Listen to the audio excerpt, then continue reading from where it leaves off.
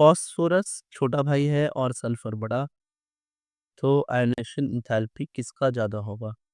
90% students कहते हैं sulphur, पर P3 ऑर्बिटल्स का राज सारा गेम पलट देता है। ये जो P3 ऑर्बिटल्स की मिस्ट्री है, इसे आज हम डिकोड करते हैं। देखिए, मैं यहाँ पे आपको ना एक ग्राफ भी दूँगा, लेकिन उससे पहले हम इस क्वेश्चन को रीड करते हैं। The correct rate in the first ionization enthalpy for elements in the third period of the periodic table is. अब देखिए, मैंने क्या किया कि मैंने यहाँ पे इस तरीके से एक ग्राफ बनाने की मैं कोशिश कर रहा हूँ। देखिए, ये और ऐसा, यहाँ आयोनाइजेशन एंथैल्पी है और यहाँ पर है एलिमेंट्स, ठीक है? अब मेरी बात को सुनेंगे। यहाँ से हमारा स्टार्ट होता है एल्यूमीनियम, एल्यूमीनियम के बाद हमारा सिलिकॉन, सिलिकॉन के बाद हमारा फास्फोरस, और फास्फोरस से थोड़ा नीचे आएगा हमारा सल्फर, एंड सल्फर के ऊपर आ जाएगा हमारा क्लोरीन।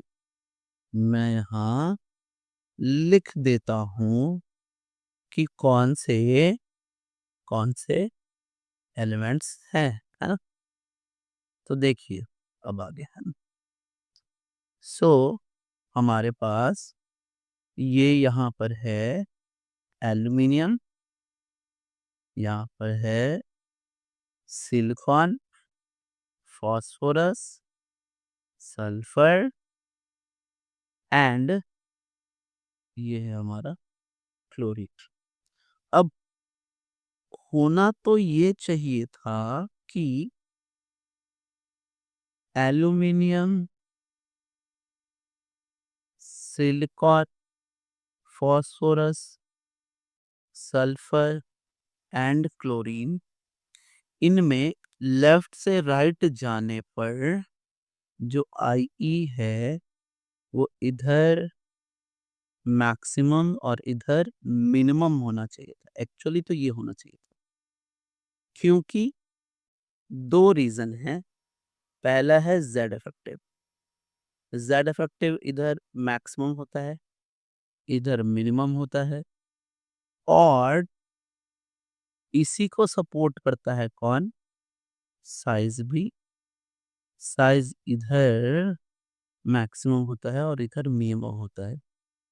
इन सारी बातों का क्रक्स ये है कि ये एक्सपेक्टेड होना चाहिए था, ऐसा होना चाहिए था।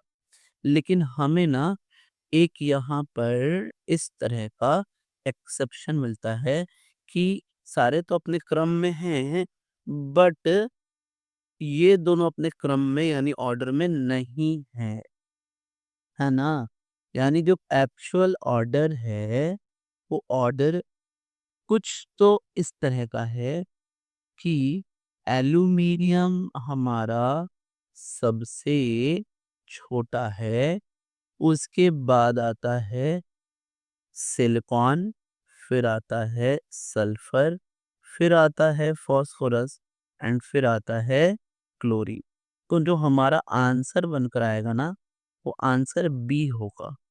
ये हमारा फाइनल आंसर है, यही हमारा आंसर होगा, जो कि हमें यहाँ दिख रहा है इस जगह पे, है ना? ठीक है, आप ये देख पा रहे होंगे। लेकिन अब हमारा क्वेश्चन ऐसा है कि आखिर ये ऐसा क्यों हुआ? तो एक और फैक्टर, इन दोनों 2 फैक्टर्स के अलावा एक और ऐसा फैक्टर है जिसको इन्फ्लुएंस करता है, जिसको हम बोलते हैं स्टेबल इलेक्ट्रॉनिक कॉन्फ़िगरेशन। समझ गए ये बात आप? ये जो स्टेबल इलेक्ट्रॉनिक कॉन्फ़िगरेशन है ना, तो इसके वजह से ही ऐसा होता है। अगर हम फ़ॉस्फ़ोरस की बात करें एंड सल्फ़र की बात करें, तो फ़ॉस्फ़ोरस का जो एटॉमिक नंबर है वो है 15 और सल्फ़र का है 16। अगर हम लिखें तो ये है 1s2, 2s2, 2p6, 3s2 and 3p3 and इसके लिए है 1s2, 2s2, 2p6, 3s2 and 3p4। अब आप मेरी बात को बहुत अच्छे से समझेंगे।